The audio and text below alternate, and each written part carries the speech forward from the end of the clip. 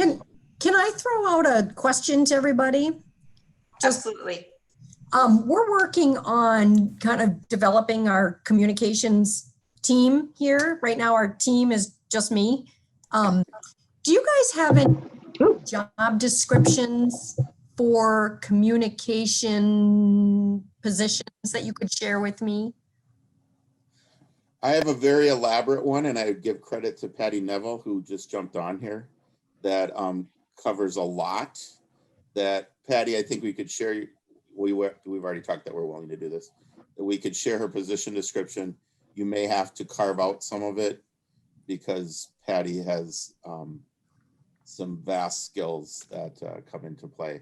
Okay. But yeah, it's very good. And 99% of that goes to Patty, 1% to me for hiring her and asking to do these things. But that would be great. Goes to Patty. If you're willing to share, that would be wonderful. I appreciate that. Okay. I think I saw in the notes that I read from the October meeting, it looks like one of the things discussed was the idea of job descriptions. I'm trying to see. So Olay Ecclesial Ministry is looking for job descriptions. Was that yeah, just so that's me, because I represent this group at Lay Ecclesial Ministry, and I'm also currently co-chair of that group. What we're finding throughout all the ministry groups is there isn't very good effective position descriptions, and we're trying to work from the grassroots up, as well as for some groups they're like, I have nowhere to start, Dean. And so that, just like what Amy, you just illustrated it, where's my starting point? Yeah. It doesn't mean that you're going to do exactly what Patty and I came up with. Again, Patty gets most of the credit. But it does give you a point of like, oh yeah, or no, that's not really going to be part of that position, but something you could start with. Yeah, Associated exactly. with lay ecclesial ministers, they literally have a packet about how to hire and different roles, and you can literally go through it and check in like, okay, I need that in there, I don't need that in there. The other thing approach of that is that for pastors, a new pastor comes in, let's say he came from a small parish, that the bulletin was all they needed. Mm-hmm. The average pastor has no clue what any of you do. I'm not being disrespectful. I've said this in meetings to pastors.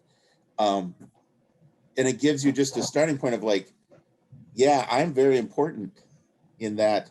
Do you want to get the message out or not? Mm-hmm. We all agreed we're here to share the good news, but did you want to do it effectively? Right. Or did you just want to say you did it? Why don't people pick up the bulletin? Well, because how do most people get their news? It isn't through paper primarily. Right. So we'll share that with you. I would say that we're going to be meeting Lay Ecclesial Ministry Group this Thursday afternoon. And then as some of you may or may not know, we're all getting new employee handbooks. They all state that you should have a performance review. 75% of parishes, roughly, this is my guesstimate, do not do any performance reviews. Well, if you don't have a position description and you haven't had ongoing performance discussions, how can you have a performance review that is meaningful? So that's where that's coming from. Good point.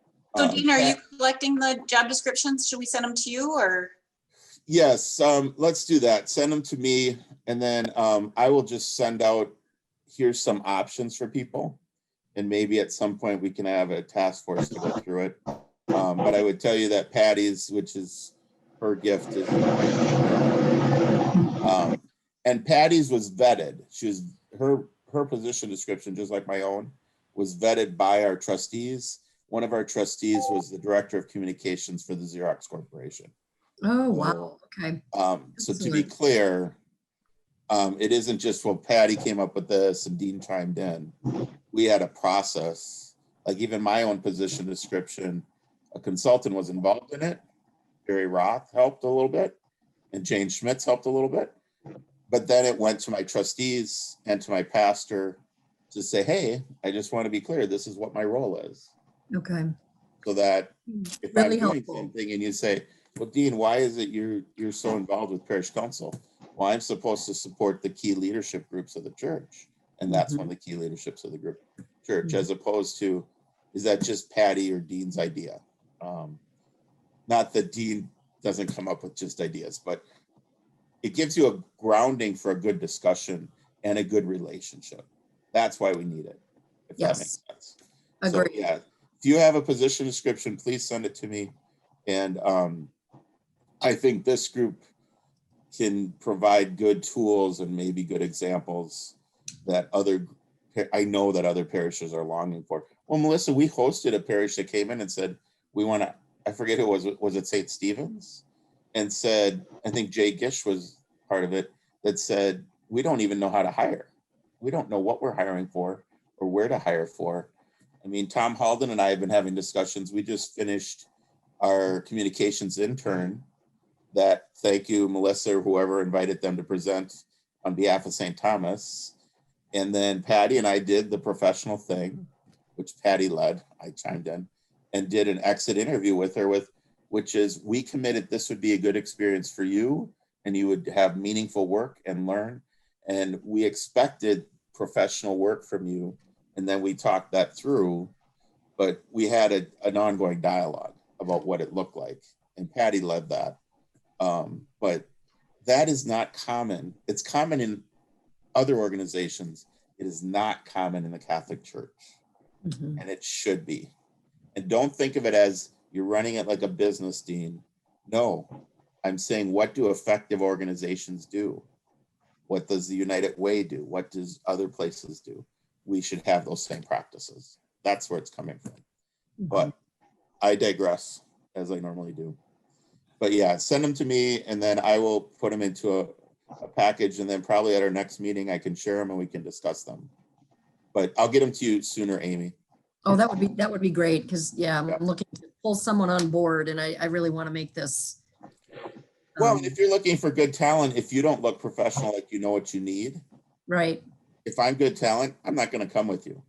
Exactly. Now, Patty's like, hold it, Dean. You invited me to lunch, and I thought you were just talking to me about a volunteer opportunity, and then you told me you were hiring me. That's a unicorn. That's a unicorn experience. It is. Amy, right. can you put Thank your you. email?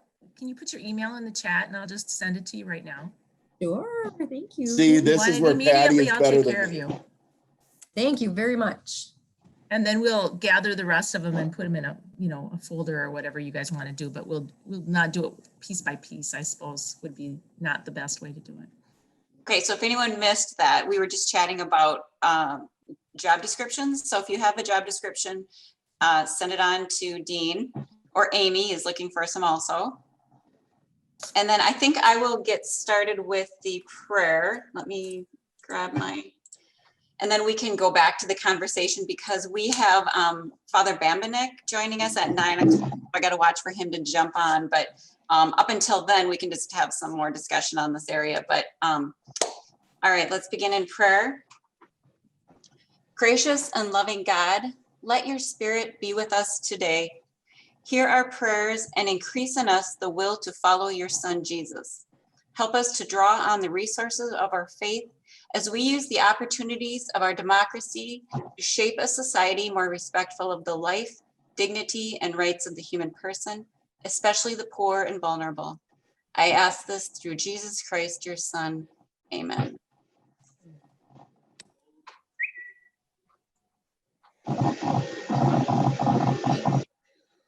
All right, on that note, I'm glad everyone was able to join. I realized like literally yesterday that we were trying to have a meeting on election day, and I don't know, I think we postponed everything at Pax Christi today because of the election, and I didn't even think about this meeting, but I'm glad to see so many people here.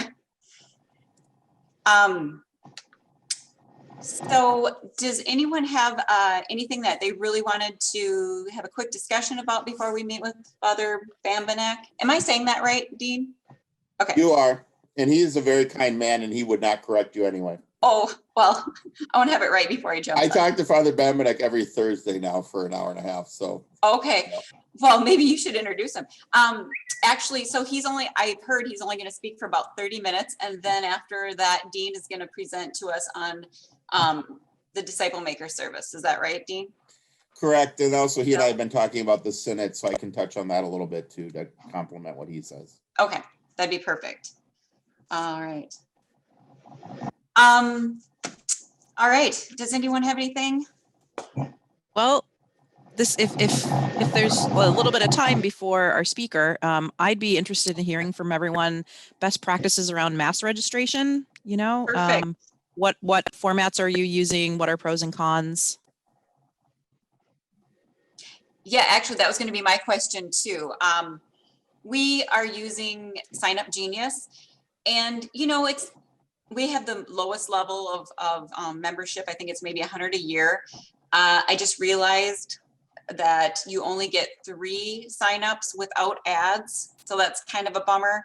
But I think the next level up it's $250 or something. So, but what I wish it had was the ability to have a wait list for parishioners that are signing up for a mass, and we allow 100 people to sign up. So it would be kind of nice to have a wait list, but we don't. So I'm anxious to hear what everyone else is doing for sign up also.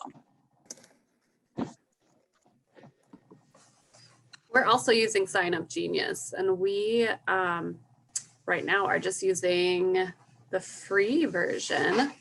But so we have sign up for each of our masses, which is 5:15, 8:30, 10:30, 6 p.m. We haven't had an issue. We do have overflow options, so we could technically have up to 400 people here, but that problem could eventually change, I think, as more people are coming back to mass. And we don't, I would say maybe half the people, 50 to 60% of the people who come actually sign up for mass. And then we have a lot more people that just show up. So I'm interested to hear how people are kind of moderating that, or if that's been issues for other places, and what you're kind of doing with that. Yeah, we have been having, we call them mass crashers. It's my kind of funny joke, like wedding crashers. But we literally track every week how many people didn't show up that registered. And usually it'll be like, let's say 35 don't show, and about 30 mass crashers occur. And then we just say, oh, that's fine, but we just need to register you next time. We are moving to an overflow space like we do at Christmas. We are going to be doing, our system is going to be tested, and Patty knows more about this than I do, because we're hosting the Archbishop this Saturday. And that is somewhat of a draw. And how you're going to do that, and even register. So we have, and then we decided one thing is, if you know you have so many ministers already and you have a total capacity, let's say of 200, don't just block out for those people that you're already scheduling, so that you just have that cushion. Patty, did I say exactly what we're doing pretty well there? No. Okay, well then correct me, that's okay. And hello, Father Benjamin, I see you done. No, you did good, Dean. I'll just start from the top. We are not using Sign Up Genius. I chose to go with Eventbrite. It's free. It has a wait list.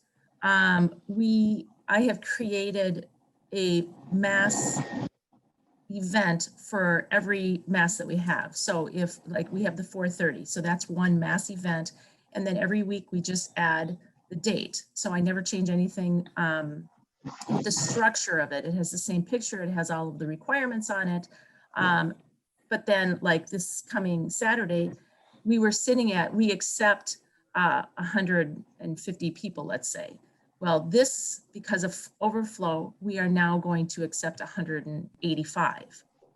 So I can modify the number of people we will allow in.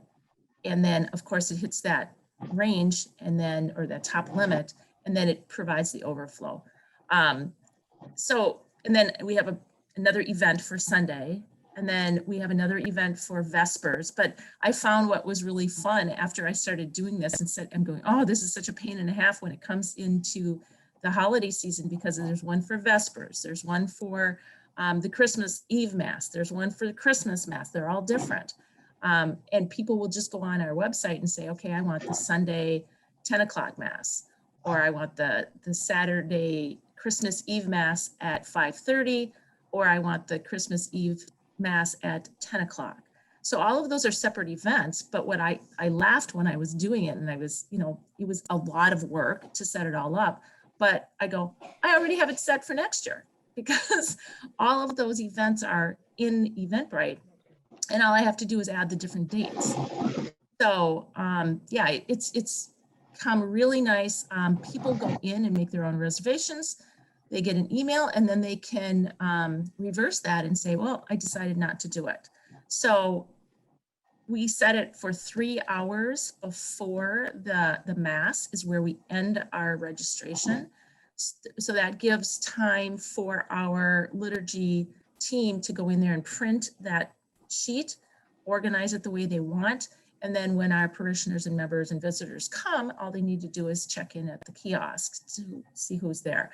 And, our numbers, like Dean said, are very, I don't think we're that high with no shows, but, we're probably down in the 20 level. But, 20 people don't show up and 18 people walk in the door. So it's kind of a wash. So we're not doing that, but at the door, and Dean, you can correct me if I'm wrong on this one, this is where I'm not involved, is that if somebody comes and they're not part of the registration, we kind of ask them to step aside or, sit in the naughty bench for a little bit until we make sure that all of the registered people get their seats. We've never come close to our limit right now. So, but maybe we had Saturday one mass that we were at capacity, and a few people, again, I call them mass crashers, but they came. We said, you know what, why don't you just sit here in the chapel, which is right off from where you check in. And then I'm sure it's going to work out, but we need to honor who is already registered. And that's how we handle it. The other thing, the consistency factor, Sunday at 12:01 or whatever is when you can sign up for the next weekend mass. People look for that consistency in a world that's so fluid. And I got to give all that credit to Patty for that. But no, and then the way our check-in works is that we have 2 lanes going in and out of the church. As you check in, if a person comes and says, oh, I'm sorry, we're like, oh no, that's fine, just stand here for a second. And there's usually time. And then we say, well, we just need your information. And then here you go, the usher will seat you. But we had a COVID situation, a wedding, and I was able to pull that registration and that information and go right through everything with Father Tix and the COVID hotline and everything. But if you're not registering, and I know parishes that aren't, you're really setting yourself up. So then what are you going to do? Communicate to everyone who's in the parish because you don't know who was there that, oh, we had somebody who ended up having COVID. Well, then you're doing this mass shotgun approach when you shouldn't be doing that. So if you aren't registering, Patty has a very good system, but others of you probably do too, but the numbers aren't getting better. We know that. The Archdiocese knows that from how busy it's keeping some people at the Archdiocese. So, but I see Father Bambanek is on, and I see it's 9 o'clock. So, Melissa, I'll quit talking.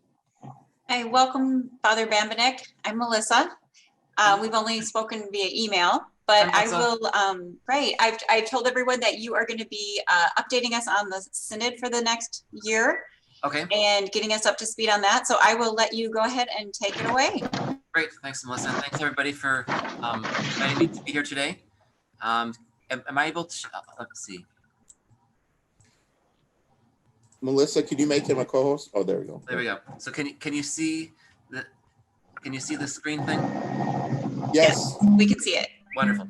All right. So on the, well, actually, maybe before I'm going to stop sharing this, I'm going to start with something even more. So basically on the Synod website, we have, now I thought I could, I'm not good at this screen sharing stuff. But in any event, so I guess it's not going to work. Sorry. All right. So there's the Arch SPM archspm.org/synod website. And then there's a synod promo website. And so the synod promo website has lots of resources for parishes to help support the synod. I was hoping I could pull that up here, but it doesn't look like I can.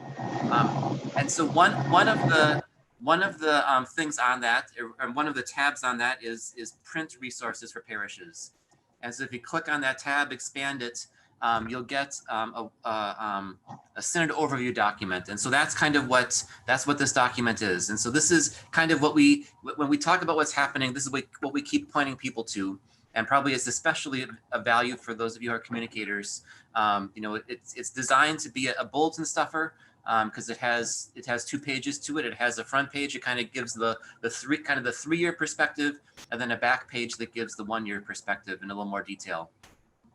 So Nicole and her team puts that together. There was one for last year. There's one for this year. There'll be one again for next year. So just as a quick recap, so last year we had the prayer and listening events, and so Melissa, Pax Christi was among the 19 parishes that held one for us. In fact, I believe Pax Christi was the biggest one in the end of all of them. Just edging out Our Lady of Grace. Father Finnegan wasn't happy about that, but I think you guys won the prize for the most people that was at a prayer and listening event last year. So we had 19 open ones, and then 11 of them that were focused ones, where basically everybody within a category was invited. So you all may have been to the very last one we did was the one for parish staff. It was done at Gary Negers in Oakdale. And so, that was the 11th of the 11. And at those, we had over 8,000 people attend. 35,000 comments were gathered that were all read. I was in the team that read them all, and so I can attest to the fact they were all read. They were categorized. And then, so based upon the feedback that the Archbishop got from those comments, based upon the Disciple Maker Index, which many of your parishes did. I think Dean's going to be talking about it, if I understand correctly, later on. There are 28,760, I think it was, that people in the Archdiocese took that. That the Archbishop came up with these 3 points: forming parishes that are in the service of evangelization, forming missionary disciples who know Jesus' love and respond to his call, and forming youth and young adults in and for a church that's always young. So those 3 items will be kind of the focus of the synod as it goes into the next stage. Now, the next stage we thought was going to be happening now, but due to the pandemic, the next stage is going to happen a year from now, where the church engages. So this year we kind of found ourselves with a year of preparation time. And the way we're going about that is that we're developing basically 4 series of virtual series. All the series are free. All of them are, we'd encourage you to promote things, but if they don't fit into your parish's overall plan, that's understandable. And all of them are intended to be ongoing resources. So once they're released, the plan is to have them sitting on the website for a long, long time, probably years. So the first set of them, and that's where we get to the second page, was a Praying with Scripture series. So basically it was a 5-week, 5-session series where Archbishop Hebda and Bishop Cousins were the primary speakers, and they talk through ways about praying through the Bible. And on top of that, there were, I think, 27 members, people from the Archdiocese who gave testimonies about their praying experiences to kind of help augment what the Archbishop and Bishop were talking about. And so once again, this is a series that is kind of unlike anything that we could find on the internet. It features our local shepherds in their teaching.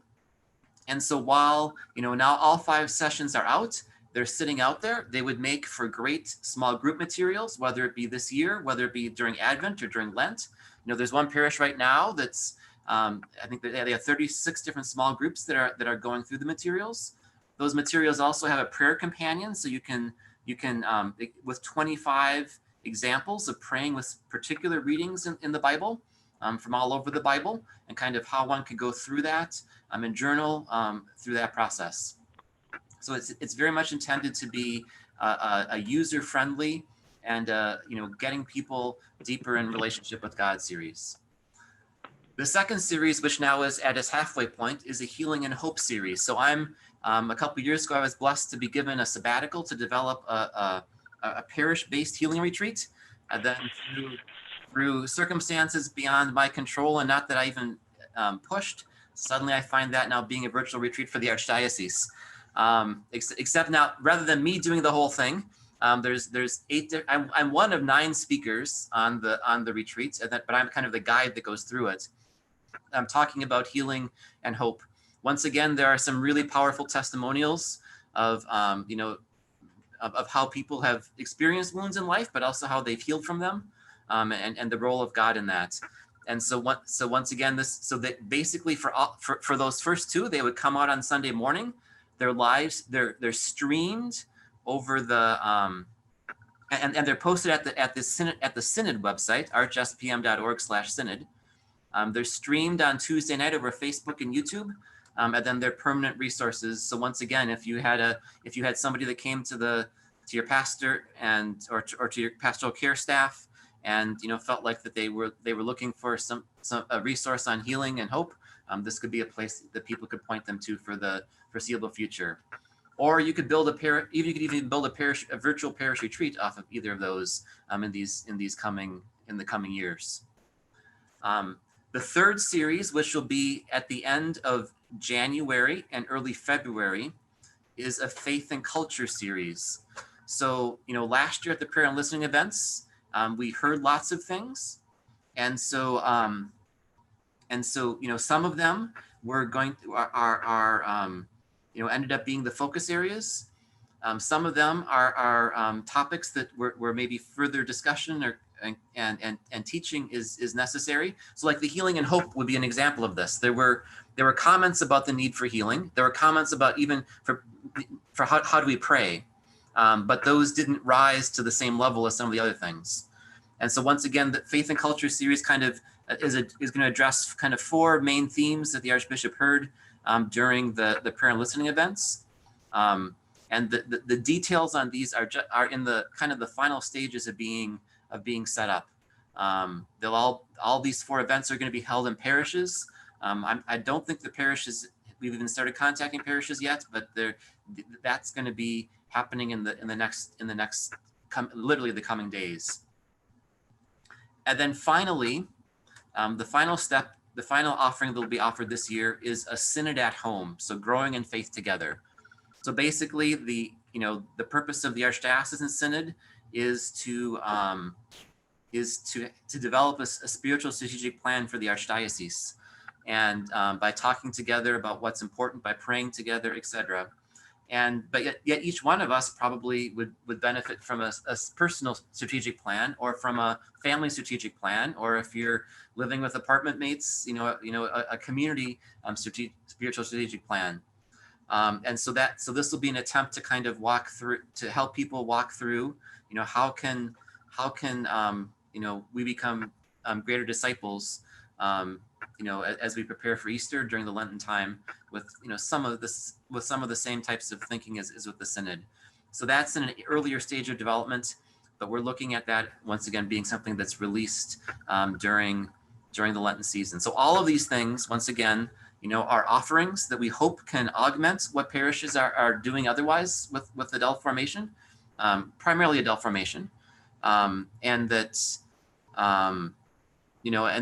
they're all, when there was Therese Koons, who is the director of the Synod, and I had a series. Well, we had an opportunity to speak with all the deanery faith formation leaders, and those, a repeated thing we heard in those was the value of having local presenters. That there's all sorts of stuff on the internet, but to have our shepherds, to have local people involved, so that's kind of been what we've been kind of aiming for as part of these series. So that's the focus for this year. And then for next year is when we'll get back to addressing kind of the long-term, the long-term issues. The 3 focus areas: forming parishes that are at the service of evangelization, forming missionary disciples who know Jesus' love and respond to his call, and forming youth and young adults in and for a church that's always young. And so that will start with the parish consultation process with small groups. So we are asking, that the Archbishop is asking that all parishes participate in this, and that basically from, I think it's about the 15th or maybe the 19th of September through about the 10th of November of next year, that really adult faith formation be dedicated to, aside from things like RCIA or a few of those things that, have to be done every year, but really the focus of adult formation be on talking through, working through the small group process for the parishes. And then January and February of 2022 will be the deanery consultation process, where the pastors and 10 representatives from each parish gather to talk about kind of the next level of the issues. And then finally, the synod itself in June of 2022, when there'll be about 500 people, 2 from each parish, who gather to make recommendations to the Archbishop that he'll then place into a pastoral letter for going forward. So I realize that's a lot in a little bit of time. Hopefully there's not too many people sleeping or overwhelmed. Father Bamanick, can we ask you a couple questions? Sure. Okay. First off, if you can scroll down to the other page. Yes. That'll inform how I ask this question. The Faith and Culture series. Yes. When you talk about the church's understanding of the dignity of women, I hope it's going to involve a woman speaking, and not just white male clergy. Sure. And I say that respectfully, and you know that about me. Yep. And such, and that there's I think your hopes will be met on that. And a diversity of women perspectives, as opposed to one. And then on the priesthood, both the baptized and ordained, which we all know by our baptism, we are priest, prophet, and king. We are all that. Is there any chance that for that category that Father Michael Byron is considered as one of the presenters from Pax Christi, since he has taught about that for a majority of his career? Is he on the radar to consider? I can take that. I can take that back. Yeah, if you could, because he's presented on that in many ways. And then now to the synod itself. Yes. So the listening sessions got delayed a year, essentially, is what happened, thanks to COVID. What is it you see, or let me say what we're doing at St. Joe's, and you can tell me if it's right or wrong, and you won't hurt my feeling. Sure. We are, as a council, been talking about this. One thing we're doing that I haven't seen an emphasis on is inviting the people who are supposed to be good listeners, which is the parish council or community council, into that process. Is that going to be fleshed out, or is that something that the parish chooses to do? I know we have the ambassador structure. Just for those that are, some people on this call, this might be the first time they've heard about it, but we as a council have been discussing it, and we've decided, since one of the top, let's just take number 3, forming youth and young adults, we are going to have the young adults help develop and host that listening session, because there's nothing more annoying than a bunch of people talking as if you're at the kids' table on Thanksgiving and then saying, here's what we decided you should do. Is that going to occur? Is that up to the parish? Well, so I guess these won't be listening sessions. These will be small group discussion. These will be small group discussions. So like 8 people in a small group. So the idea is to have many. So there will be I mean, it's still in formation, but let's just say that there's 1 or 2. So basically everybody will be involved in all of the topics. Yeah, I'm just saying who would help host the topic. Well, so basically, I think what we would see was like, let's just say that there were 100 people. I mean, let's just say there are 100 people interested in doing this. Yep. So there would be 10. So there'd be 10 separate groups, and so but you're going to have a leader of that group and a recorder in that group. Correct. And that would be and their role would be to be constant in that throughout the like it wouldn't be a Yes. changing recorder every week. And so the parishes decide. I mean, each parish can figure out who the recorder and the leader of the groups are going to be. But you expect it to be the same leader each week Yes. and the same recorder. Yes. Oh, that's new. That's different than we are approaching it to Okay. some extent, because we feel that some people are going to be more interested in some topics and not as interested in other. If that, I'm just thinking structurally, because all of us on this call are going to have to communicate this and invite people into the process and such. So when I say listening session, I'm thinking about how the Synod listening sessions where we broke out into those small groups. You know, this will be, well, I mean, one of the options that is, I mean, there's kind of 4 options that we put out there. And Okay. one of them would be for there being more, it's the only word that's coming to mind, and I'm sorry if it comes off as pejorative, like a more transient, where people might just come one time. Okay. In general, I mean, I think the general hope would be that, people, the hope, part of the hope of this is to help build community in parishes. Yep. And so that you would have, kind of like Renew from the 80s there's still people that met in Renew and are still meeting today. Oh, we have over 200 people that do Renew at St. Joe's. Sure. So we get that model. Right. I think that like our parish council all of them have committed to be part of the whole process. Okay. And such. We're just saying, as far as to get people on board ahead of time and invite them into the process itself, how you do that so that you have more buy-in to be in the process. Because we all know that if you have some input into it, you're more likely to participate and also have longer term community, as opposed to treating it as an event, which is not what the Archbishop wants or you want. This is something that hopefully can be a catalyst to other things, while we're discussing topics that were determined by the process so far. But I do think, I don't know, maybe other parishes are looking at this differently, but it's hard in COVID to bring people together. Right. But there is work it feels like we can start doing come next spring to lead up to the fall. Right. And that's really where my question was going at. But okay. All right. I've talked enough. Father, could I ask you to clarify something that I heard you say about the Faith and Culture series?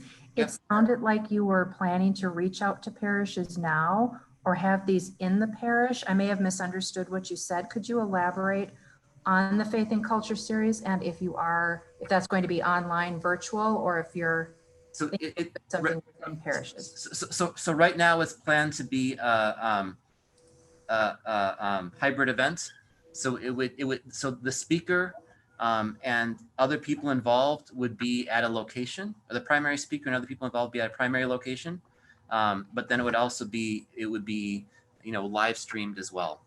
Okay. And the venues where they would be going are parishes, but we don't have the parishes, like, not those details. I mean, are not yet, like, I can't tell you that this is the date and this is the parish.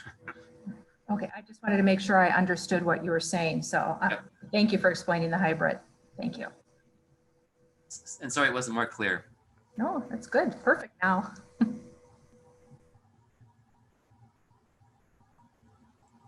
And of course, that's assuming that we can still do things the way we can right now. We might be told, but that's the going assumption is that it will be at a place where people can come, a limited number of people can come in person, under this kind of the same protocols as today is going to Mass. Anyone else have any more questions?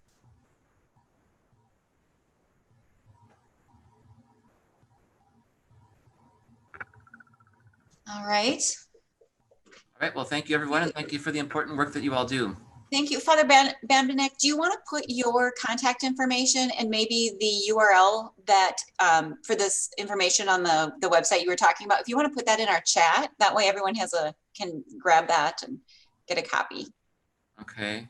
Does that make sense? Yeah. Yes. I can add that if you want, Father. I can go ahead and pull the link from their website if that would be easier. Sure, Nicole. Okay.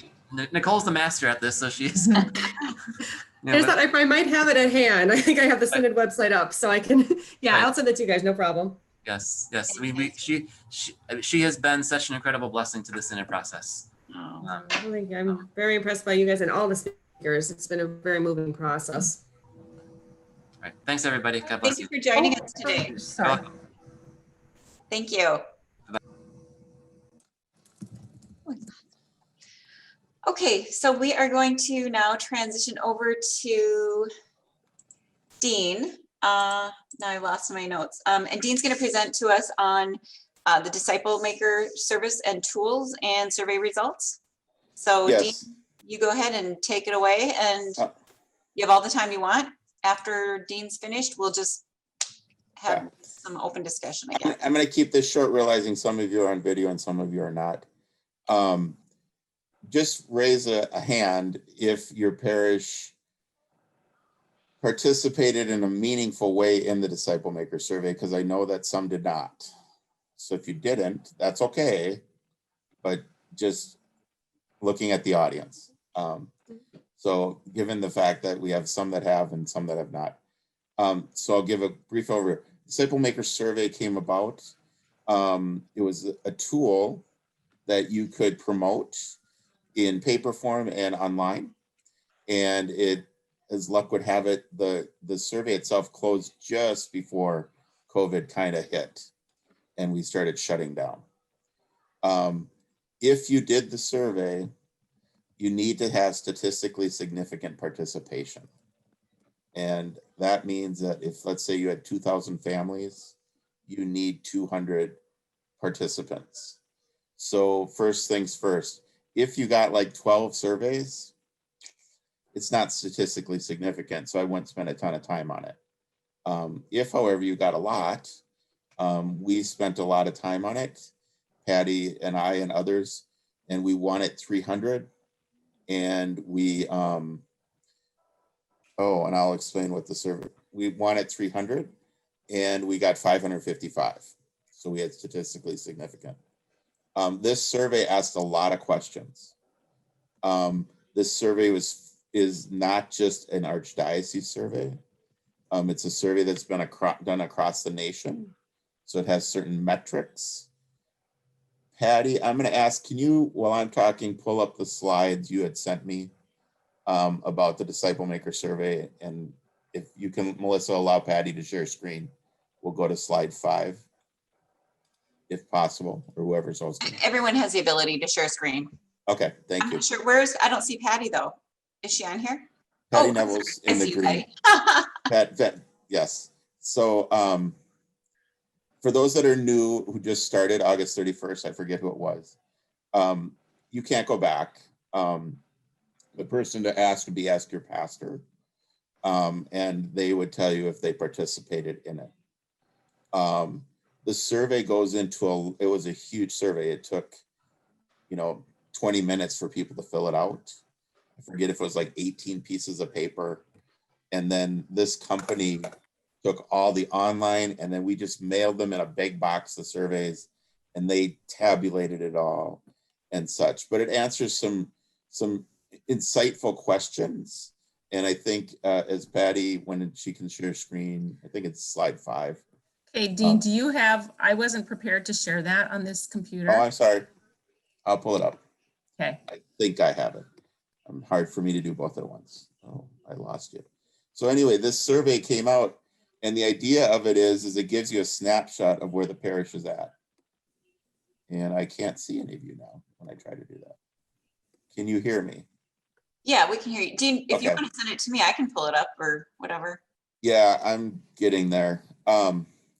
So when the survey came out, then you get this information, and what are you supposed to do with it? Because it has intense things. It says, would you recommend, the number one characteristic of it is, would you recommend your parish to a friend?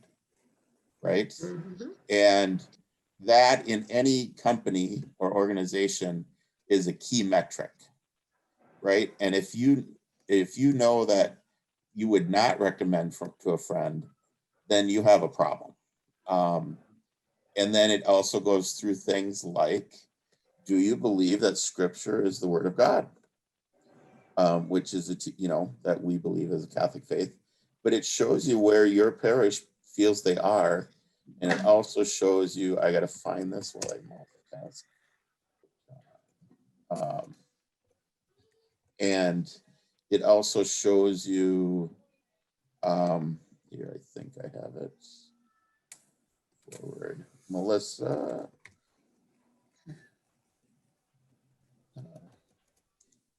Melissa, remind me your email. You're not coming up. mnault at There you are. There Christie. you are. Okay, I'm going to forward this to Melissa. Okay. And or I can try and share a screen too. I've lost the Zoom part, so I can't see any of you. But you can hear me, and Melissa can share the screen. So Melissa, tell me when you see the screen. I'm still waiting for the email. Or the email. But I'm going to show you how we started to present this to our parish council. And what I would tell you is, do not think of this as take a bite of the apple. Don't try and share everything, because Patty was the one that developed this, but there's a lot of data, but you want to give people information that is relevant and bite size. So Melissa, has my email come through? Yes, I just got it. Okay, if you can go Great. to, One just second. open the attachment. Yep.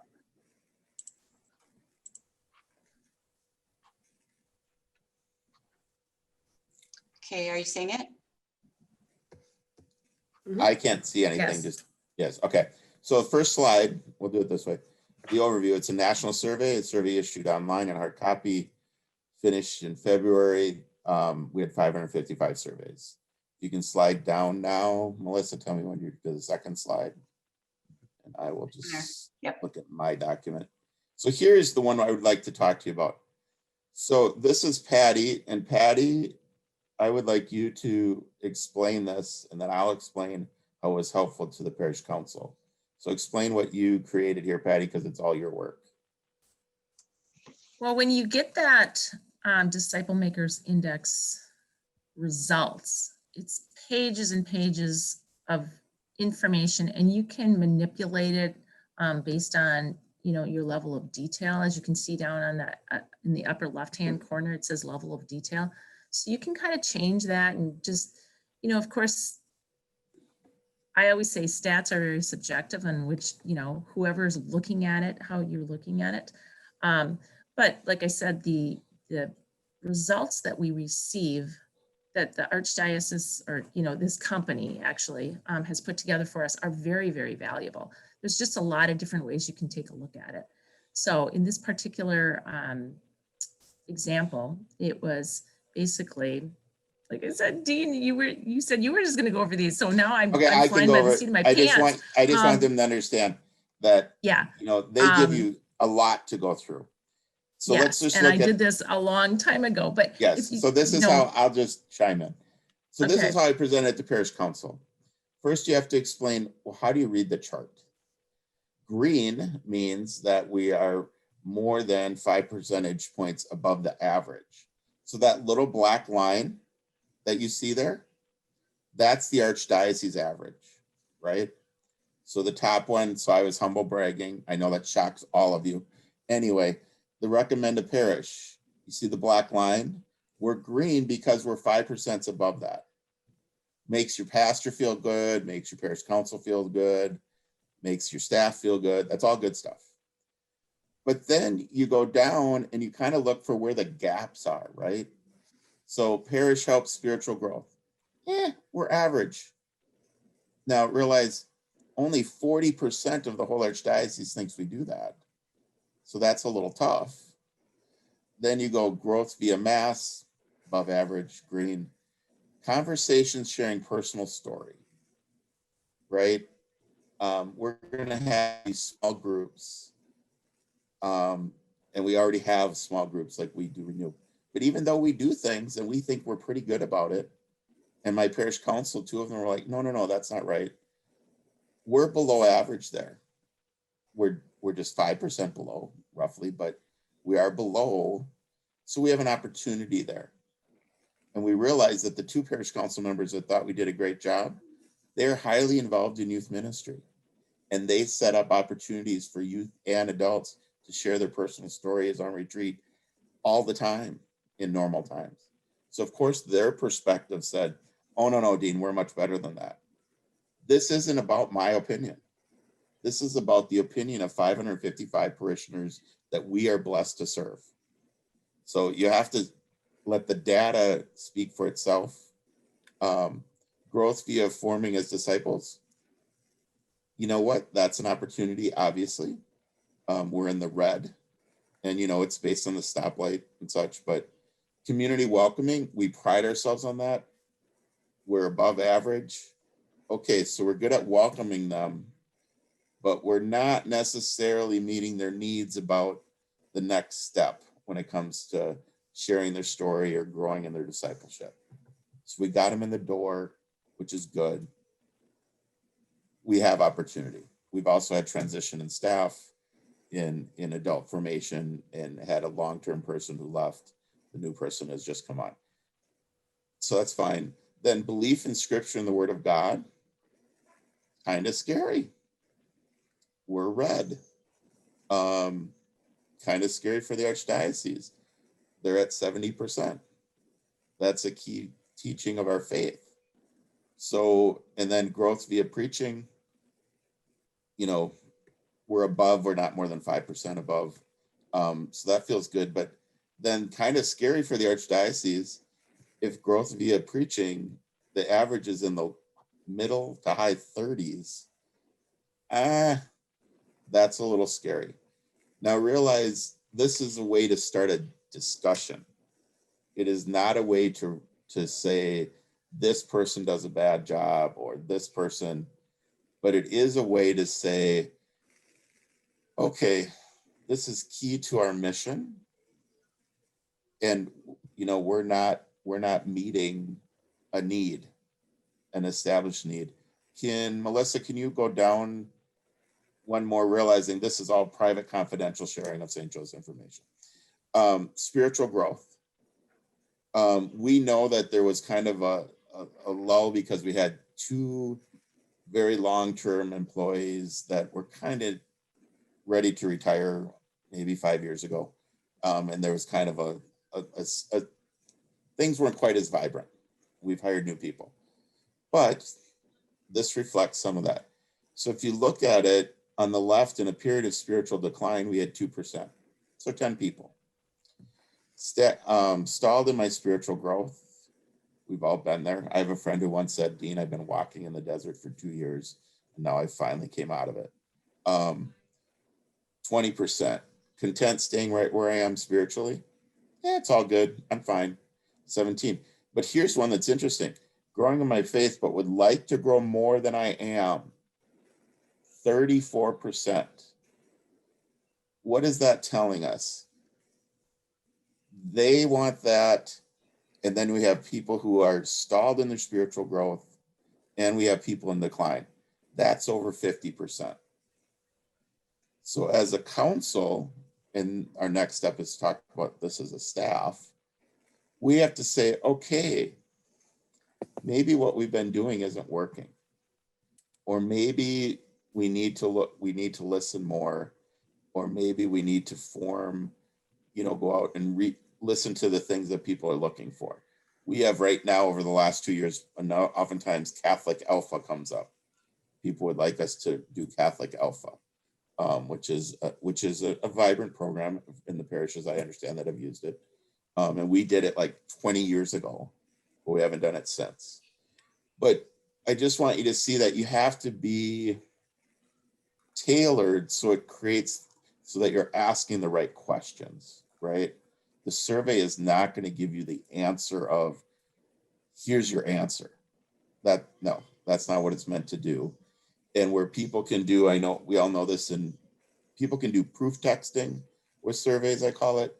It's like when you read, like if you're reading Lumen Gentium, you're reading Vatican II document, you just pull out one phrase and say, aha, that is the total mission of the church, because it said it in this one sentence in a document. You need context. You need to go back. So it's really asking, where do you need to dive deeper, as opposed to giving you like, this is the roadmap. So that's what I wanted to share with you. For those of you that haven't done it, Nicole, I'm going to ask you a question. The bottom part is my director's report. You don't want to see that. Trust me. Is the Disciple Maker survey, we were able to do this. This would have cost us like $10,000. We had talked about doing this at St. Joe's. I was so excited to have it. Other parishes were a little distrustful of it and didn't necessarily participate, and others just didn't quite have time to do it. I get it. Is it going to happen again, do you think? So we can metric if we made progress? Do you know that, Nicole, by chance? You know, I wouldn't be able to guess it. I do know that, you know, when Archbishop talks about like the synod process, like that he kind of sees like the synod not like a one and done thing, right? Like that kind of gets your plan for the next few years. So who knows? I mean, if we do another synod, it's possible. I haven't heard any plans on it though. Okay. But anyway, it informs dialogue. And what I would say is start with your staff and your parish council for the dialogue. Realizing in COVID, it's very hard, but there is good information there. I want to thank Patty, who did this hard work, and then it kind of sat there for a bit. Then it came back up. So now here's the new wrinkle. If you did the Disciple Maker survey, right? And now we have the Archbishop's topics for the Synod. Father Bamman and I on a different committee, they came up with tools so that you could pull out what are these key metrics that you got from the survey, and how do they apply to what you see as the context of young adults, let's say. So how you could work that through. That's more work, but that is work that if you want to know, like, well, how are we doing in these areas? You could tease that out. Now, the company that did Disciple Maker survey, they have a webinar that you could watch that would teach you how to use the tool and how to pull that out. In the end, though, if you did or didn't do it, the message of the Archbishop is that we need to be encountering with one another. We need to be listening and such. And that's even harder in COVID times. But as you approach the Synod or you approach anything here, realize as communicators, we're really good sometimes at sending out information. How can we support a listening parish or a listening community? The Archbishop is modeling it for us. He's provided us different tools that he uses. Amy, what's your question? Or did you have a question? Oh, okay, there we go. Yeah. Am I unmuted now? No, and You're actually, good. I don't have a question. I think I'm just kind of jotting down some notes that I Okay. to wave, but No, that's fine. good information. Yeah, but just realize the Archbishop, he continues to use different tools and to model to us how to listen to where the rubber hits the road, which all of us serve those people. All the great plans in all the world that we come up with, if we can't communicate and have it be a dialogue instead of a monologue, then we're not going to be successful. So that's all I would say, and realize that's hard, especially in COVID times. But look at the Archbishop. He's done a synod. He doesn't have to do a synod the way he's doing it. He could have just said, look, here's the topics, let's get at it. He's listening. He used the Disciple Maker survey tool. He also did the McKinsey survey, which was looking a little more inward at how the Archdiocese serves us and how we serve the end person, which is the parishioner. But just realize that all of this is very different than our previous Archbishop or that other Archbishops do. So be supportive and don't be afraid to ask questions. Nicole is very helpful. I think she's on. Yeah, she's still here. And I will talk with Nicole and say, explain this to me. How do I make this work and such? And she's very helpful. And Father Bambanek and others. But it is a dialogue. So as far as the Disciple Maker survey, if you did or didn't use it, set that aside. But realize these small groups this coming fall, for them to work, it's going to take the people on the screen that I see working with leadership, collaborating with them. And yes, for some of you, you're sitting here thinking, I am going to have to walk this with my pastor who might not be that interested. That's unfortunate if that's true, but we have the Archbishop asking to do it. The pastors, they are part of that team. And we just maybe need to make it easier for them. So, say, hey, would you like me to work up? Here's a process. Here's what the Archdiocese gave us for the Synod. Okay, given our parish, here's what I think we could do. Father, how about you want me to bring this to parish council? And I would encourage you to invite your parish council into the process. They are supposed to be the consultative body that helps the pastor. If they weren't part of the small groups, that would send a pretty poor message, wouldn't it? If your parish council isn't part of it. So I'm done rambling. Sorry, Melissa, I went on a little bit. But those are just some ways that you could share the Disciple Maker survey. But realize, again, it's really about sparking what are the right conversations we should be having, right? And that's what it does. It does not give you the answers. Like there's the Pew study right now that 1 out of 3 Catholics believe in the real presence in the Eucharist. Okay, that saddens us, but that doesn't give you the answer of how to fix that. You fix that through relationship, through formation and other things. But just realize it's a data point. It's about what it informs. What is the discussion we should be having, and how do we, bring more people into the discussion. Melissa, I'm done unless people have any questions, but I've droned on way too long. Does anyone have any questions about the survey? I have a question. Oh, sorry. So for the people or the parishes that have worked on the survey, and so we got all the data, we've digested it, we've talked about it, we've got pages of notes about what we all gathered from it, and graphs and charts and different things to look at it. And so we're talking about it as a staff and determining what we need to do with it and what our priorities are. Has anyone taken that information and given like a quick little snippet or sent anything out to the parishioners? Or are you using it more internally to work on your own processes and priorities as a parish staff?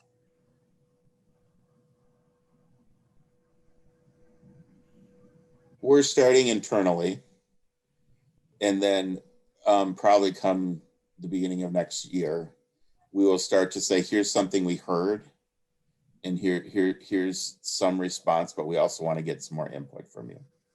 So let's say that it's scripture. People, let's focus on that metric for a moment. We heard that there's a need or lack of understanding about this, but we also want to hear what you're thinking or what could be tools to do it. Can you kill 2 birds with 1 stone, and you do Lectio Divina, where people are sharing their personal experiences and they're also working with scripture and seeing that it is alive today. But we're starting more internally, and then we have to figure out how to roll it out in effective ways. And that's hard, but the last thing, and Megan, you're so right, you don't want to just throw out all those graphs because then somebody's going to pick one little thing and they're going to make that like the reason that everything is wrong or that everything is right. And that is not, we're human, we're messy. That isn't the case. It's some of each. Amy, did you have a question? My question, Ashley, was along Megan's lines. I wondered your DMI survey results, if that was, you shared that with the Leadership Council, did it go any further? But you answered that will be coming. Yeah. Down the road. Yeah. Yeah. Our hope was to do it this summer and then start to do something more, but then with COVID and everything, it got pushed back. Mm-hmm. And I think you're right. A follow-up at some point would be a good idea, just to see where we grow, where we are. You know, this is a great baseline, and if we can see improvement, you know, where that may be down the road, certainly, but that may be something to think about long term. Yeah, and if you pick a topic that you say, we realize people want to grow in their spiritual life, and you said, here's a couple of thought starters, but we want to hear what other people have to say. Mm-hmm. There may be ideas that come up with the help of the Holy Spirit that are so beautiful and so helpful, but you have to set it up as a dialogue. Yes. Yeah. True. Thank you. Good information. We're just looking at this internally right now, but we have never done a survey like this or just in general. And so I wanted to really understand the way this information was organized. So I spent a little time with Dan at Catholic Leadership Institute just to understand, where do we even start? We've never done this before. And he did mention that the key drivers for growth section was a great place to start. Just that those, you know, several questions or that question set was a great place to start to just kind of get your foundation or level set. And then I was really curious about the comparisons, like with the all parishes, the top 3 parishes and the diocesan parishes. And so I learned that the diocesan comparisons, those are our parishes and our archdiocese, but just the all parishes, that is all parishes that have completed this survey nationwide in the last 8 years. So it provided some good context around who we were comparing ourselves to.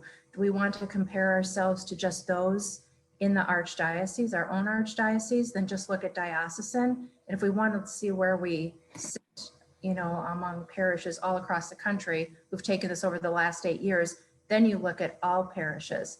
The top 3 parishes are just the top 3 parishes nationwide across the country. So, you know, depending on who you want to compare yourselves to, it was very helpful to understand all that. So I just wanted to share that as you start to look at things.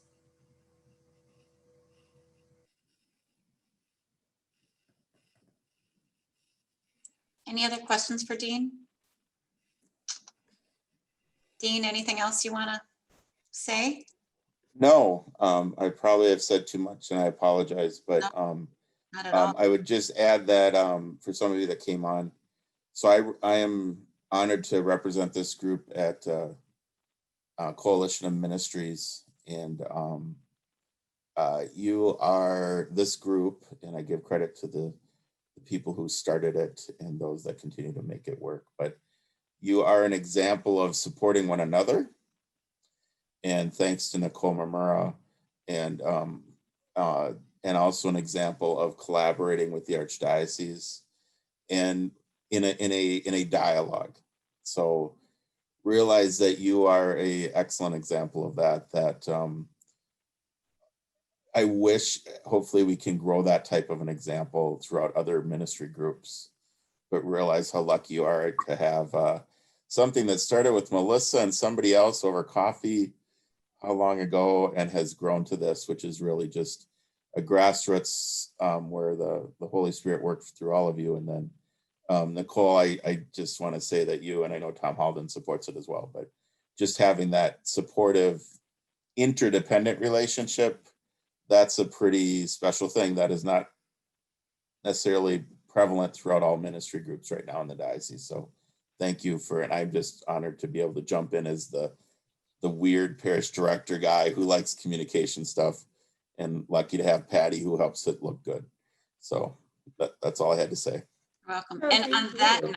and oh, go ahead, Nicole, go ahead. Well, I just say thank you. And yeah, and I've mentioned before that I don't know how all dioceses work, but in our archdiocese, things just seem to go much better when we're someone at the table, when we're not leading it and someone at the table. So funny story, some of you guys might have been around for this, like in 2011, when they had the first Archdiocesan Communications Day.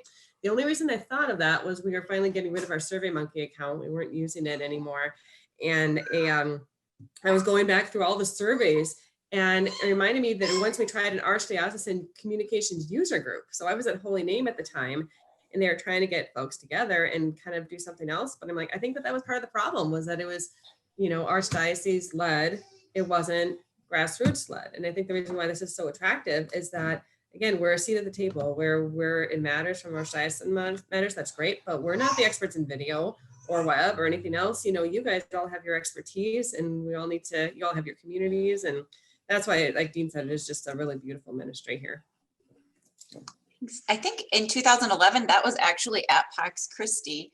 And I think I still have like some of the notes and documents from that in my files. But Matthew Warner from Flocknote actually spoke at that, if I remember right. He was there and spoke, and it was like, seems like forever ago. I mean, just a year, it does. Forever ago. But yeah, wow. So actually, it's kind of funny. I just wanted to share that our group we've now reached over 70 paid members, so that are active right now. I know like every meeting we tend to have like a couple dozen, but there's so many people that like follow us and are like engaged and actually paid members. So I'm thinking like 70, that's got to be representative of a large amount of the parishes and church or Catholic organizations in our archdiocese. I don't know how many churches there are, but that especially given this ministry is a growing need that is not necessarily prevalent in every parish yet.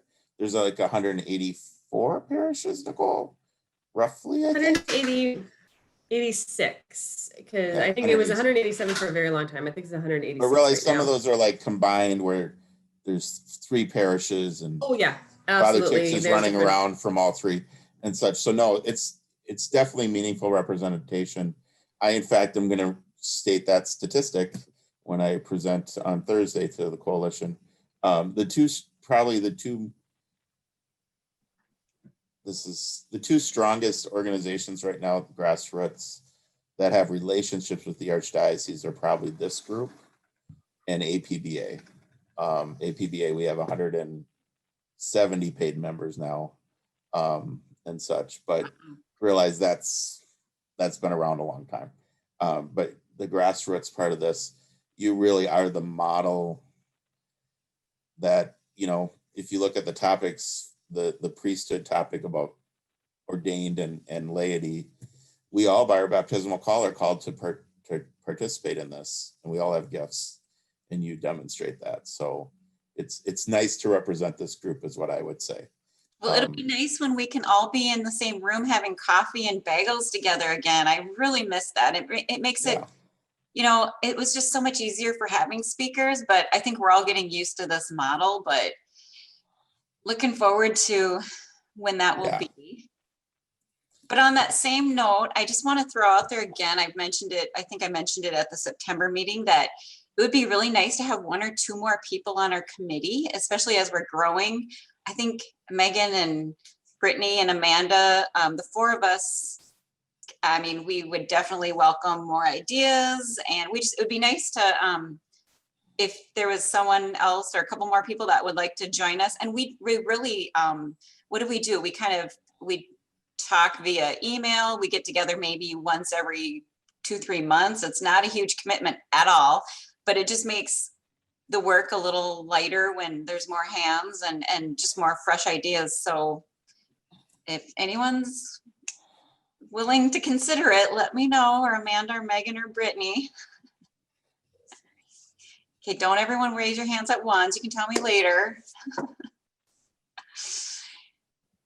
It is a really fun opportunity. And like Melissa said, I'll concur. It's not a huge time commitment. It's just really helping to make sure that these meetings can continue happening and kind of just spread the workload a little bit through facilitating the meetings and coordinating the new members that come in and, sending out reminders and that type of thing. So it's not a huge thing. It's more about collaborating and sharing ideas and just helping to spread the wealth a little bit.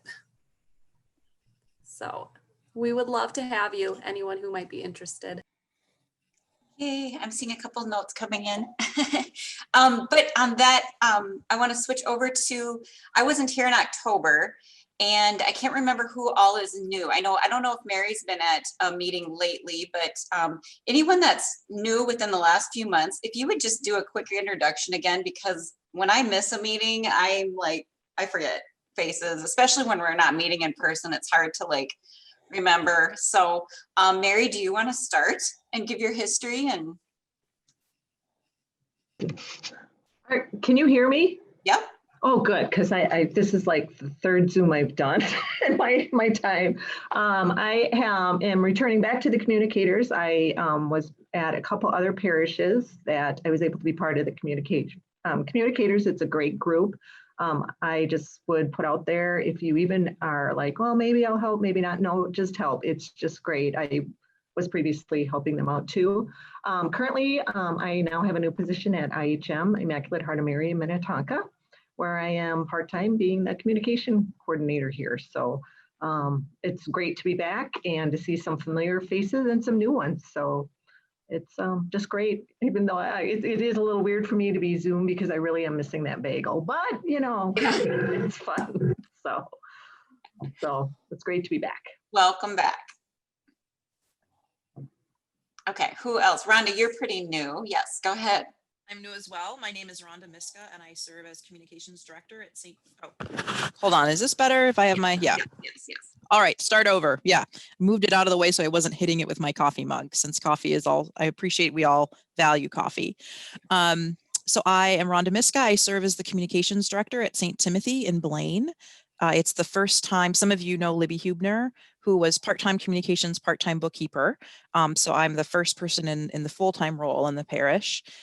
So, all print and digital communications and mass registration and website and, bulletin and all of those things. So I have a background in theology and ministry and also freelance write, but I'm new to the sort of realm of the more, digital stuff and videos for sure. So it's been a sharp learning curve, but I've really appreciated the materials, the kind of Google Doc and that sort of thing. So really glad to be here and, look forward to when we can be together in person. And until then, glad that we can meet in this format.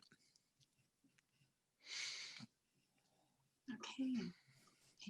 Do we have anyone else that's fairly new?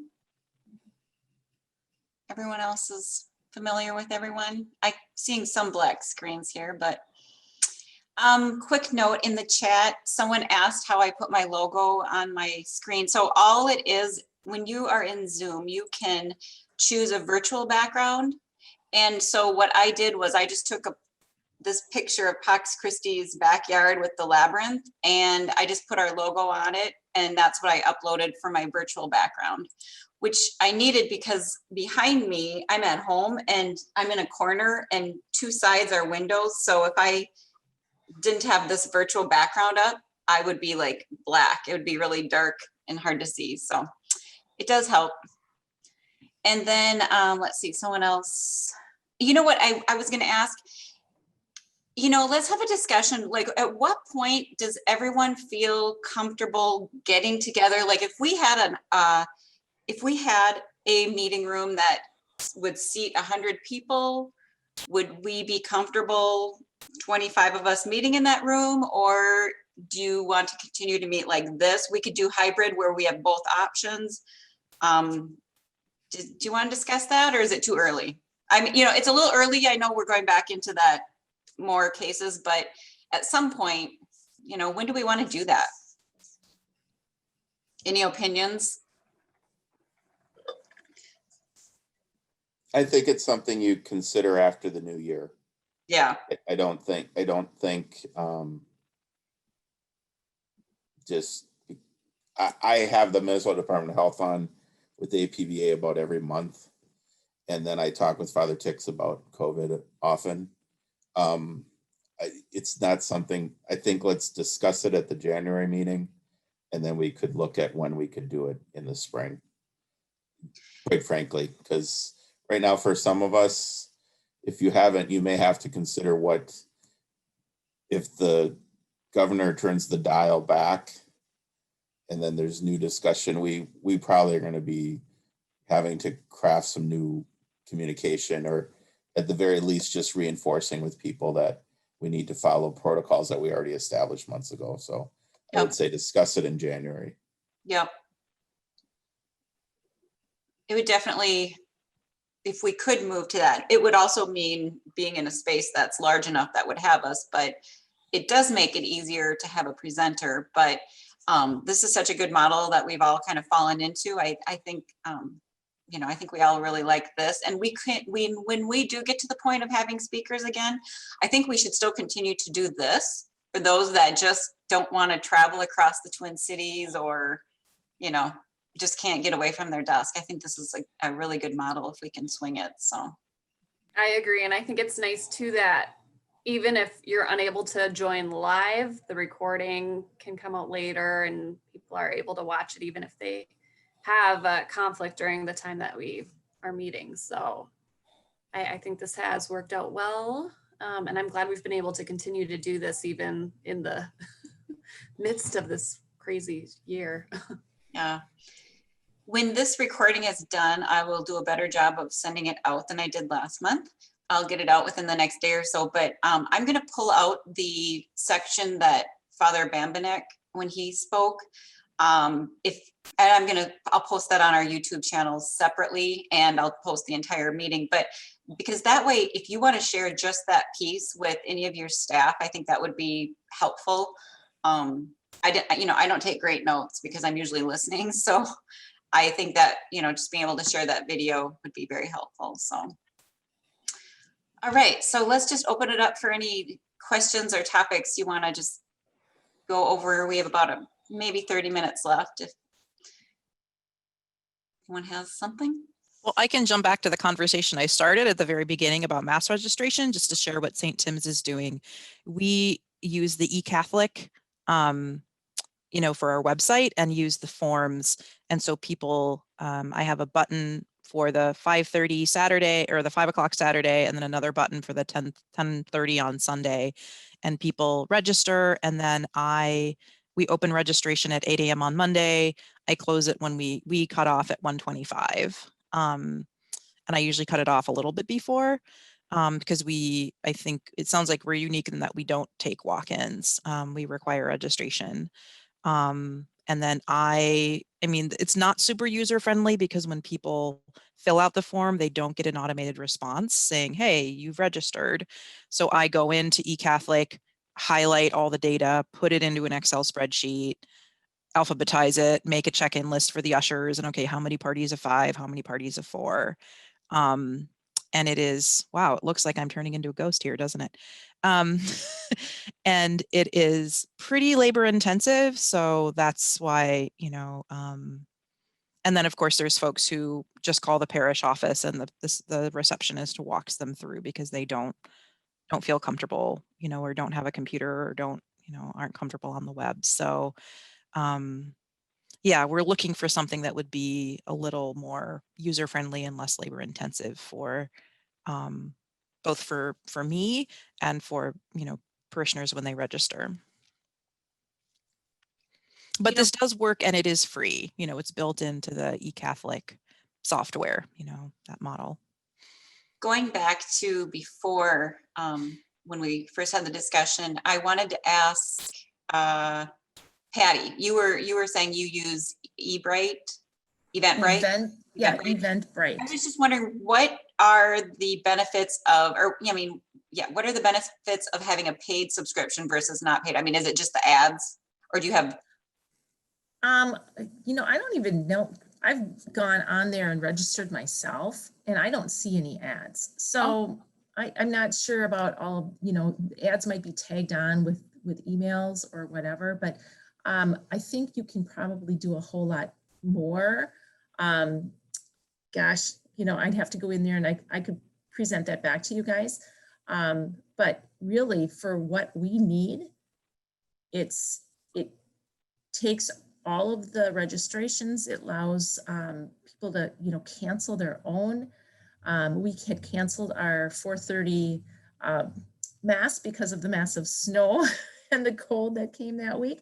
And I was easily, I just went in there and I was easily able to send an email out, one email to everyone within, seconds, to letting them know, we're canceling it, but we're replacing it with our online one. And I put a link to that so they could register for the sanctuary mass. So yeah, really there's a lot of functionality within Eventbrite that you get for free. Okay. Like I said, I think there's some other options probably that you can do things with, like adding picture. Well, I add pictures. I add all of our protocols. So yeah, let me do some homework on that. But I chose that just because I thought it was the slickest thing out there for our needs, and it was free. Okay. Is anyone using anything else besides Sign Up Genius or Eventbrite or eCatholic? Amy? We are using, it's called Book-a-Pew, and it certainly does not sound as involved as the Eventbrite, but it is very simple to use. It's been a real easy process. Of course, we've got our 5 o'clock, we've got our live stream, our in-person only, and we have the ability to change it as we need to. But it's really nice. It's a very easy system to use. And again, that also is, well, a parishioner built the software for it, so we are using that for free. But if anyone's interested in the Book-a-Pew, I can certainly send you a link for you to check that out. Melissa, I just quickly did a little search here, and the difference between the paid one will, you can sell things on that. Oh. So and then of course they charge the service fees and transaction fees and things like that. So that's. So if you're having a gala and you want to get people to bid on it, right, they're going to help you organize the gala, but they're going to skim the money off the bidding for the exactly. item. Okay. Yeah, and since everything we were doing was, please come to church. we won't charge you. Right. Okay. I did want to say one thing, and free is good, but realize for all of you, your time is important. So sometimes investing in the up a product, not necessarily in this case, but sometimes investing in the better product really actually saves you money because it allows you to use your time better. So I know in the church, the mantra is always like, start it free and go up from there. Well, is it effective is really the question. None of us on this call are doing this for free, or should we? But just don't look at it as sometimes as an investment. In this case, Eventbrite works for us, but in other situations, you might have the introduction version, but then you need to, we did online bingo for our virtual fall festival. The introduction one was fine. It was up, I think it was up to 30 people you could do it. Patty, I'm going to use it on Thanksgiving actually with my family, the free version, just to have some interaction. But we paid $40, $50 and got the better version, but it made life easier for everyone, including the person you're serving at the other end. So don't be afraid to do investment once you've done some research. Will you share that link for your online bingo or whatever you're talking about? myfreebingocards.com. Yeah. I'll put it in the chat. And we stole that idea from my home parish, Guardian Angels, where I'm on the committee there for bingo and for our fall festival. And Patty made it work. We ended up having, it's hard to tell how many people actually, we had people that just watched and didn't play.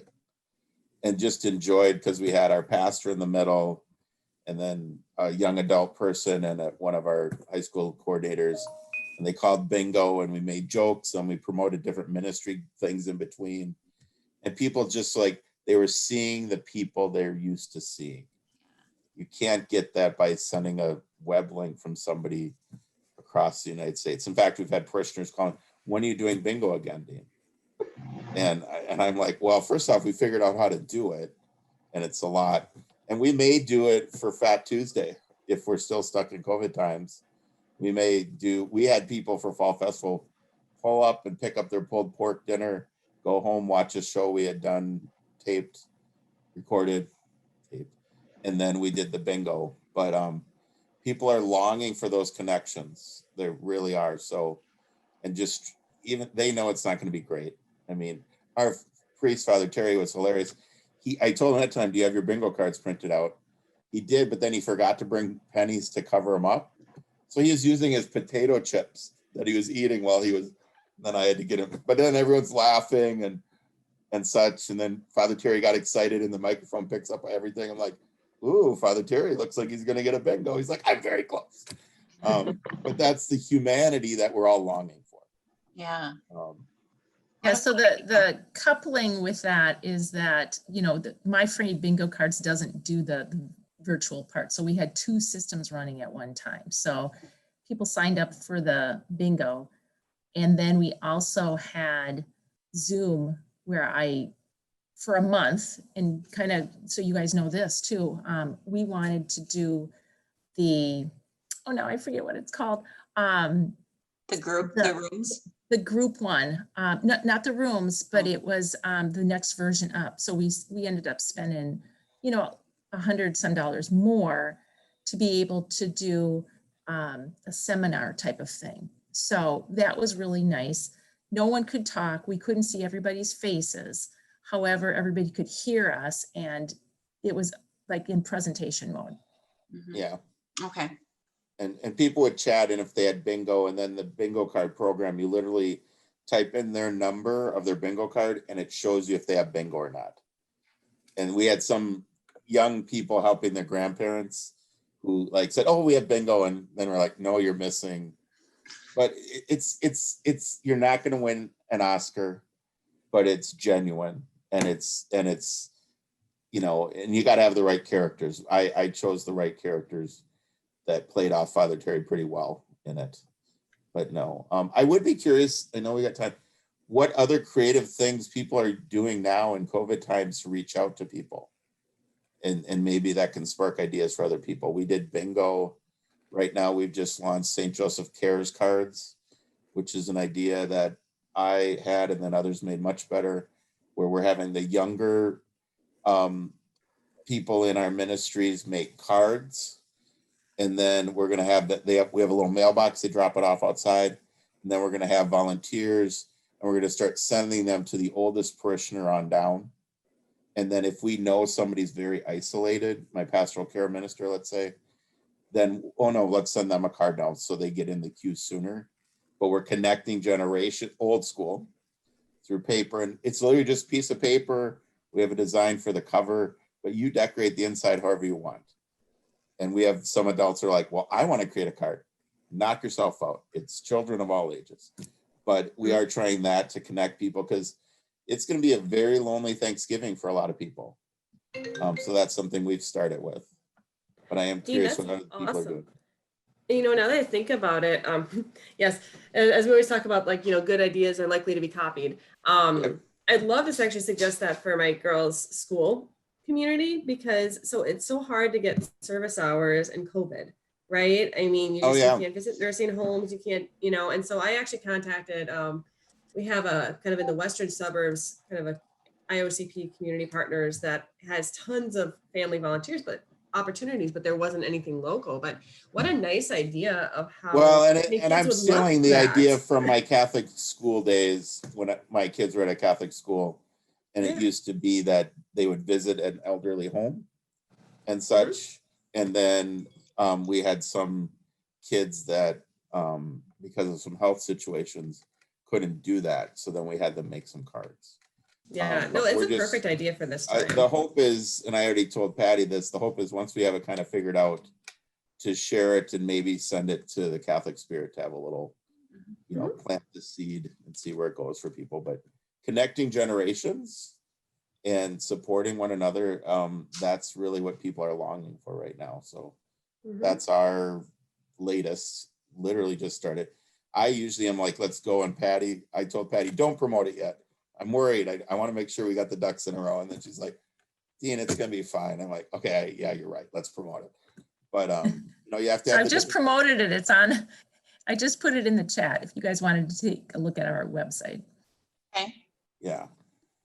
But We, along with our stewardship month, we did we're doing a virtual, kind of virtual, but also in-person scavenger hunt. So if you go on our website, you'll see a link to the scavenger hunt page. And I was actually, this is when I was out on my medical leave, so someone else set this all up, so I didn't do it, but I can tell she put a ton of work into it. But there's like, I think there's like 10 activities, and each activity involves like just a little something about Pax Christi, like one theme or one activity theme is like prayer, one is service, welcoming, all these different themes. And then people at the end can submit, I think, answers to a question, and then there's going to be like a drawing, but it closes November 9th. So then it'll go away. But right now it's on the website. So that's kind of what they're doing right now to go hand in hand with our stewardship month. Rhonda has a question about evangelists, I think. Oh, yeah, I was just going through kind of the text messages. So yeah, so Jen, you said your question was just that people were getting crabby about signing up. So they're just kind of like, well, of course, are they like, of course they want to hear from you, and why do we have to individually sign up? Is that the idea, or is it? Yeah, Sure. We just launched Evangelists maybe a week ago, 2 weeks ago. And so then now they're getting, every time we send out a text or an email or an announcement, anytime we send out a message, then they're getting an alert to sign up if they haven't, is what I think that Evangelist told me would happen every time until they actually set up a profile. So they're being asked to set up a profile. So I haven't tried it myself. I've used pretty much all my emails to do some testing. So I can't at this point find out what it looks like if you don't have a profile, unless I come up with, maybe put my husband in or something. Yeah, they're just like asking to shut it off or not get the announcements or whatever. Some of them, I mean, I had some pretty mean responses last week that just are messaging like, no, no, no, no, or stop, stop, stop, stop. Instead of one stop, which is supposed to stop their messages from coming, they're saying it like a bunch of times with capital F. Oh, right. Like they're yelling at me. Gotcha. So right. My parish administrator asked this morning, is there a way to better educate the parish? We've done all that Evangelist has told us to do, bulletin announcements, mass announcements, on the app, you know, the whole thing. We're trying to announce what to do and why we're doing it, but we're still getting some people being crabby, and maybe they don't attend our church anymore. I don't know. So how are you? Yeah, and can I ask maybe, because I don't know if I've seen that happen. Normally what we find on our end is if you're trying to upload them each time, then it's that way that you make sure that you have permission to email somebody, right? So that's kind of the default, is that every time you upload a list, they'll get an alert. So are you saying that they're already in your system and you send a message to them and they're getting an alert again? I think so. I think that's what Heidi at Evangelist had told us would happen is, so she uploaded our whole master list from ParishSoft, like whatever emails and texts or cell phone numbers that we had that were approved. She has some way of checking them that they work. And so she sent them all up, and it was like 680 or whatever emails and text numbers. And then we've had people tell us, well, and then she told us that they'll get an alert asking them to set up a profile every time you send a message until they set up a profile. Oh, okay. So once Well, you, you know what? I'm happy to help you test on that if you want, because I Okay. don't recall seeing that. I think the only thing I've really seen is if you re-upload them again. So yeah, if that's happening, that's definitely a problem, because I think I could see why that would get annoying for sure. So why don't you go ahead and add me? Just I'll put my email in the message here. Just put in my email, and so that's interesting too. So the profile, that should really only be first name, last name, email, and maybe phone number, right? So that's all information from ParishSoft that should be in there already. So go ahead and just add me and try to send me like your next one that goes out or something. Okay. And then I will not complete my profile. So I'll try to see if I get a reminder or not. okay. Yeah, because I think that's the only thing I've seen is, and so what we're trying to do to try to avoid some of that is if there's like generally once they're in there, I haven't heard anyone saying that they've gotten alerts again to complete their profile. And I know not everybody clicks that to complete their profile. So I don't think we've been seeing that on the Archdiocesan side. Our biggest challenge is, and we're obviously in the minority of this, is we like to upload lists every single time because we want to make sure we have the most current priest list and the most current business administrator list. So we always pull from our database and upload it fresh, like every single time. So really that would mean that they would get a notification every time we add them. So we're just going to kind of do, I mean, you can find changes through spreadsheet compare. There's ways you can get around that. But, you know, that was kind of the only thing. And we had just heard we're kind of in the minority on that. So if what you're happening is happening, which I think would be very frequent for parishes, you know, then that would definitely be an issue. I will say a lot of times when I've mentioned that there have been problems, they've been able to respond pretty quickly. So yeah, let me help you. And if this is definitely an issue, then I can help encourage them that they find a solution. Yeah, I found that it's great. I mean, I don't have to post the mass to, you know, 3 different platforms. I can just put it all out at once, and it's going to email as well now that we didn't have before. So that's been nice. Good. I'm glad. Yeah, I think one of the things I've loved on that is just the text message part. So like Flocknote doesn't have an actual, like you can go into Flocknote and see the message, but they don't necessarily have that HTML link, right? Where you can actually just send someone to a website. Well, with Evangelist, as long as you have at least one person getting a text message, you get a web link, right? Because that's how they work the text message. And so, and maybe that works that way with Flocknote too, but I guess I haven't looked enough into that. But I'd heard that was a concern, is that Constant Contact has view this on a web page. MailChimp has view this on a web page. And that's Evangelist's version of it, is if you sign up for a text message, you have that web link. So that's how I've still been able to post Archdiocesan Update and Arch Connect. And on our intranet is I always make sure I get a text message and there's my link, you know. But yeah, and I'm loving the fact that you can have the multiple admins and text to join all within your platform. So that's what I've been doing with almost everything, is some sort of a text to join. So anyways, yeah, I'll be happy to help you with that. Thank you. So Nicole, or first off, Jenna, comment. I think in these political times, people are just sick of getting a lot of messages they didn't need. And that's just exacerbating their attitude. I know I am. I lost my cell phone, got a new one, and now get 30 texts a day from every party in the world. And I don't know what I did wrong. Well, I lost my phone. That's my own error. But anyway, Nicole, can you explain the different ways you're using Evangelist? I'm probably getting communication through it, but I don't realize it's through Evangelist. Absolutely. So we started out. Yeah. So we started out with Archdiocesan Update. Well, actually, we started out with the COVID prayer texts a long time ago, and we were kind of testing out the system. And the first one from the major Archdiocesan communications was through Archdiocesan Update. That was back in August when we made that transition. So recently, I trained an Annie in our office on it, and so she's transitioning to using it for media mentions as well as for the bulletin announcement emails that go out. I worked with the evangelization department so that the evangelization update is going out through that too. And then I'm going to be working with MFL to switch it over. What we kind of found is that, and we're still kind of keeping a foot in Flocknote and a foot in Evangelist just to make sure, you know, that we're really choosing the best product. We have a couple offices that still use Constant Contact and they love it. So we're not mandating anything throughout the Archdiocese yet.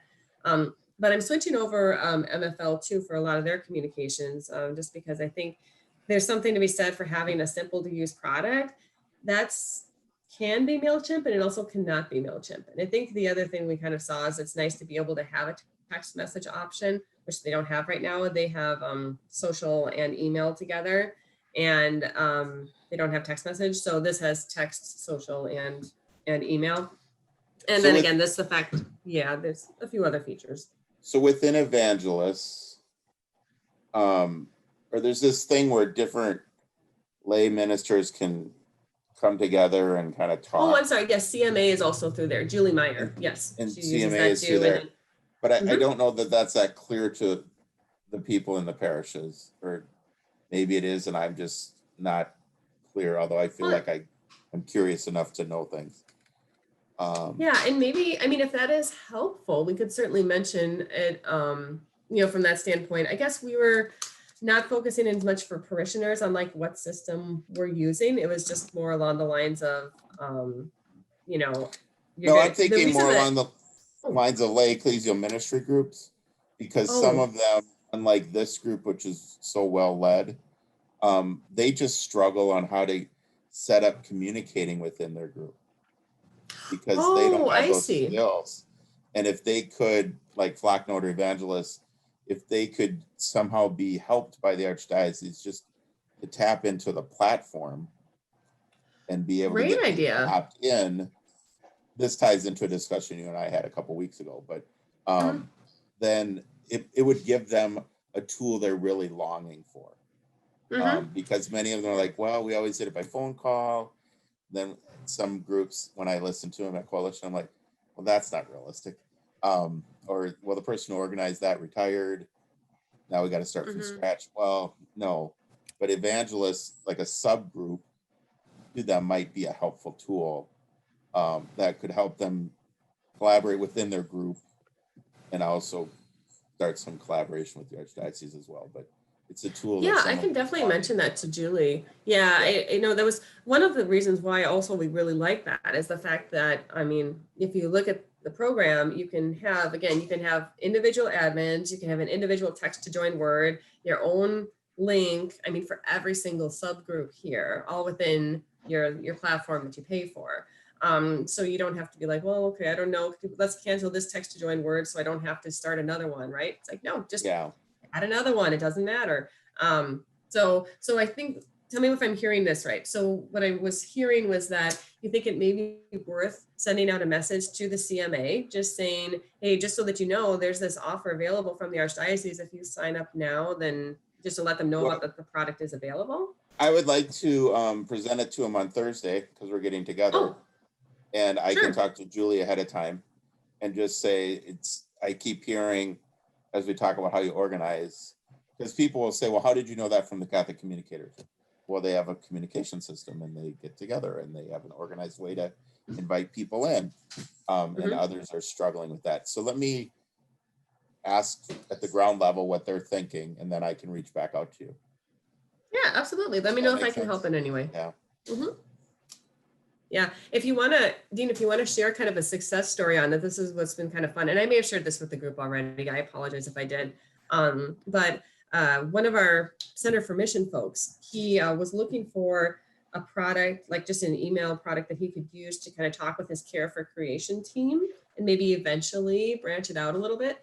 And I said, well, you know what, if you want to do it for free, we're paying for this product anyways. Come in, have a group, you can do this, and we're offering it to other staffs and offices too. So feel free to set it up. And then when you're ready, you can kind of launch maybe and make it a broader communication. So he said, great. So we set it up so he could talk to his Care for Creation team. Well, what happens, and I think this does with Flocknote too, but when people sign up for Evangelists and they do click to create their profile, they can sign up for any group. So we started seeing that group exploding, and I was, relatively exploding. And I said, once he got over like 100 people that just randomly saw Care for Creation and signed up that they were interested, I said, I think you have to start communicating with them now. Nice. because now it's, he'd never launched it or promoted it, but enough people saw it and cared about it that they signed up. And I also have to prod our marriage, family, life folks because I set up their groups and it's my fault. I mean, the Synod came and I got way busy. And so I haven't helped them transition their list yet. But now we have a couple hundred that already signed up new folks for marriage, family, life, or men's ministry or things like that. So it's like, oh, let's get your list over so you can start communicating with these people, right? But anyways, I just thought that was funny. So it's like, even without promoting it, he got 100 folks ready to hear from him. So that's a good advantage. For us on Flocknote, we open it up for like my facility and grounds group. And I send out my Flocknote for our meeting. This is a socially distant outdoor meeting. And my trustee showed up because he thought, which is fine. I serve him and like, is it okay if I come in? I'm like, yeah, I think it's a good thing you came. It's because we're building a new columbarium and they wanted to see construction and talk about other things. But it was because he had clicked on that when I had him register for Flocknote. He got that, and then that caused him to come and such. So yeah, so Flocknote and Evangelist seems very similar. Is it at a diocesan level? Is it more cost effective, Evangelist? Yes, that's significantly. That shouldn't be the only driving reason. Effectiveness should also be part of it, but no, absolutely not. No, the other reason is that level. Oh yeah, no, and I think that was absolutely a consideration. So here's, if you want to kind of a look at what I've seen as the differences between there. One is that it is more cost effective, which right now, like you said, is not the only reason, but it should be a consideration. And so if you do choose something that's more expensive, it should be significantly better to make that cost stand out. So the only thing we've really found that Flocknote is doing that Evangelist isn't on our end are, well, two things. One, they don't have a text to join in Spanish yet, not Evangelist. So for our Latino ministry, I asked them, like, you consider this, they don't have it. If you want to stay on Flocknote because they have this, you are more than willing to do so, because are you able to do so because this is a feature that's important, So that's one. The other one is that, Flocknote has jumped into going into this idea of making themselves a database. Now, on the Archdiocese, we've decided, no, we want our database to be our own, hosted by ourselves. We don't want it to be residing in any one product that was based on the email and stuff. So it's like, okay, we're keeping the CRM here. And again, this is all subject to change, right? Everyone is, a lot of best practices change. But the point is that because Flocknote is going in that direction, they are offering these custom fields. So we're using it for the Synod because we wanted to be able to track parish ambassadors by their parish. So we wanted to be able to add a custom field other than just first name, last name, email, birthday. We wanted to add a custom field for parish. And so that we were able to use that very effectively to be able to find out, okay, who's from which parish and add that. Well, since we're not using Evangelist as our database, it doesn't really matter for us to have a field for what parish someone is from. We just want to make sure that we can send it out to all pastors, all business administrators. If we want to find out what parish they're from, we already have that information. We're not using it for that purpose. So for those two reasons, it didn't seem that it was prudent to be able to, that's why we were straying away from it from a cost standpoint. There wasn't enough to lean towards Flocknote. And then they started having the other features, like, again, the fact that you're not nickel and diming us on the text to join terms, the fact that you have that HTML link that's right there, the fact that you can, go ahead and have a social media connection. So I have our evangelist person that's posting the evangelism page, I can post to the Archdiocesan page, if we start moving in that direction, those sort of things. So again, I don't disagree with you that cost shouldn't be a factor, but it is sometimes that the most expensive one isn't better. And I think that that's really what we were potentially. Agreed, but like you're doing, you have to determine what is the need and what is the best tool for it. And then consider costs along the way, of course. Yes. Yeah. Okay, that was very helpful to me because I've been very confused about evangelists because people say it like you already know what's going on or why it's going on, and that's very helpful. So thank you. Sure.